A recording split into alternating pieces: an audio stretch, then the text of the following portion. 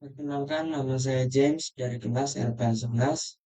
Di sini saya akan menjawab soal pada halaman 47 yaitu soal praktik.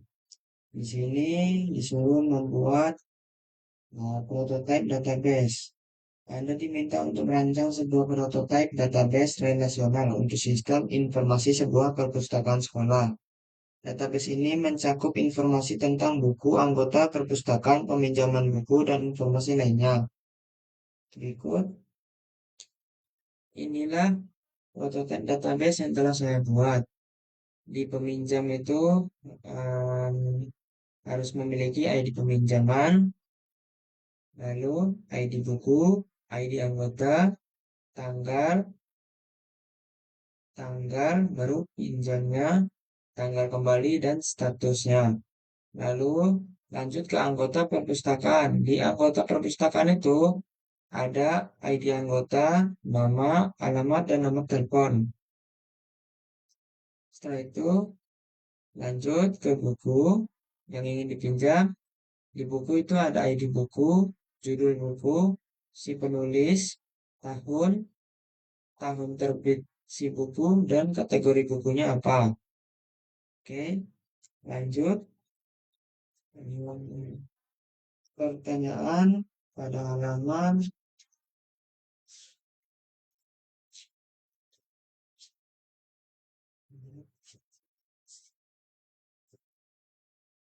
Lanjut ke pertanyaan pada halaman 96. Kerjakan soal-soal berikut. Tuliskan kebutuhan hak akses pada objek tabel bagi masing-masing pegawai tersebut agar dapat melakukan pekerjaannya. Baiklah, soal nomor satu itu jawabannya begini. Kita pindah dulu. Nah, soal nomor satu. Giana bertugas mencatat penjualan ke pelanggan dan menerima pembayaran. Hak aksesnya itu select untuk melihat data pelanggan dan produk.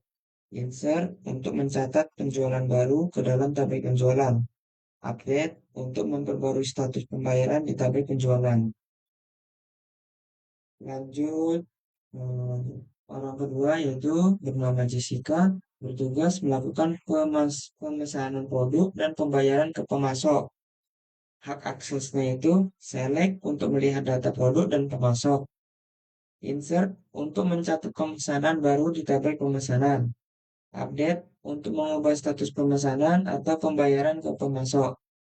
Lanjut, orang ketiga, Abdul bertugas menerima produk dari pemasok dan mencatatnya ke sistem. Hak akses Abdul itu select untuk melihat data produk dan pemesanan.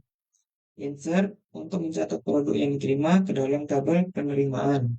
Update untuk memperbarui status pemesanan menjadi diterima. Lanjut soal kedua, tuliskan 3 contoh penggunaan statement DCM untuk masing-masing pengguna tersebut. Berikut inilah contoh dari DCL tersebut. Gina, Grand Insert update on penjualan to Giana. Grand Select on pelanggan to Giana. Dalam DCL itu,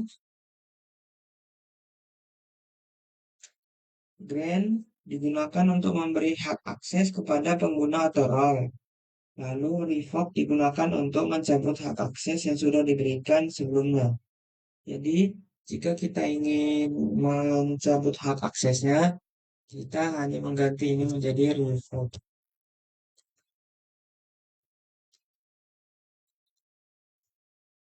Revoke. Oke. Sekian video dari saya. Terima kasih.